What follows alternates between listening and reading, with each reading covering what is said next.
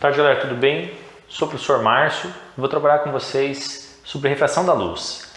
Refração da luz, quando a gente fala refração, nós estamos falando de um fenômeno luminoso. Fenômeno, o que pode acontecer com a luz, essa é a ideia. Então, o que acontece com a luz? É o fenômeno pelo qual a luz, ao mudar de meio, muda de velocidade. O que é mudar de meio? Então, lembra dos meios de propagação? Se ela está, por exemplo, a luz se propagando no vácuo, passa a propagar no ar. A luz está se propagando no ar, passa a propagar na água. Então, está mudando de meio por onde ela está se propagando. Ao mudar de meio, ela altera a velocidade.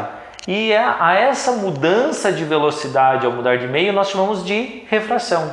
Então, a refração é o fenômeno pelo qual o raio luminoso muda de velocidade ao mudar de meio. Pode sofrer um desvio na direção de propagação. Não é obrigatório. Por quê? Porque se ele incidir perpendicular à superfície de separação dos meios, ele vai passar de um meio para o outro e não vai sofrer desvio. Se ele incidir obliquamente, ele vai sofrer um desvio, vai mudar de direção. Poderia ser para cima dessa direção ou para baixo, então vai mudar alguma coisa. Certo? Quem vai determinar isso é o índice de refração no meio. Mas para isso a gente vai ter que entender o que é índice de refração. Então pode sofrer desvio. Eu coloquei N como sendo a reta normal. O que é a reta normal? Uma reta perpendicular à superfície de separação, ok? RI, raio incidente, RR, raio refratado. E o S é a tua superfície de separação. Então é como se fosse a superfície da água. Abaixo é água, acima é ar, por exemplo. A meio A e meio B. O que é o índice de refração? Índice de refração é a razão entre duas velocidades. Índice de refração é a razão entre duas velocidades. Nós temos dois tipos de índice de refração. Nós temos índice de refração absoluto, quando é a razão entre a velocidade da luz no vácuo, que é a velocidade absoluta da luz, pela velocidade da luz no meio, ok? Então eu poderia ter assim, NA é velocidade da luz no vácuo dividido pela velocidade de A.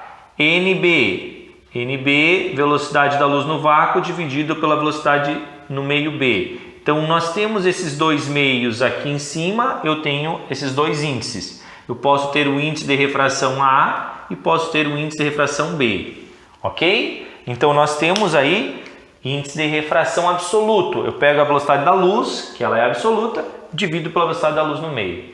Perceba, se eu pegar esse valor e dividir por esse, o de cima é sempre maior do que o de baixo. Então, se o de baixo for menor, sempre vai dar um número 1, alguma coisa. Então, qual é a conclusão que eu chego? Que o índice de refração absoluto, que é só o N, ele é maior ou igual a 1. Beleza? Maior ou igual a 1. Então, não tem índice de refração negativo, professor? Não tem índice de refração negativo. Por enquanto. Depois a gente vai ver outros casos. Ok? Índice de refração absoluto negativo não existe. De boa. Índice de refração relativo. Quando a gente tem o relativo, o absoluto não tem negativo. O relativo pode ter, professor? Não, também não vai ter negativo, mas vai ter diferente agora. Não vai ter que ser maior do que 1, pode ser menor do que 1, mas não vai ser negativo ainda. Por quê? Porque esse vai ter que ser... Mas essas velocidades precisam ser positivas e positivo dividido por positivo é positivo. Então é a razão entre duas velocidades de meio. Então quando você tiver um índice de refração relativo AB, você vai pegar a velocidade de A e dividir pela velocidade de B. Se você pegar índice relativo de BA, vai ser velocidade de B dividido pela velocidade de A. Então perceba que em qualquer um dos casos vai te dar um valor positivo, pois ambas as velocidades serão positivas. Mas pode ser 1? Pode ser maior que 1? Pode ser menor do que 1? Pode, até 0. Não pode ser 0? Não pode ser 0. Então tem que ser maior do que 0, mas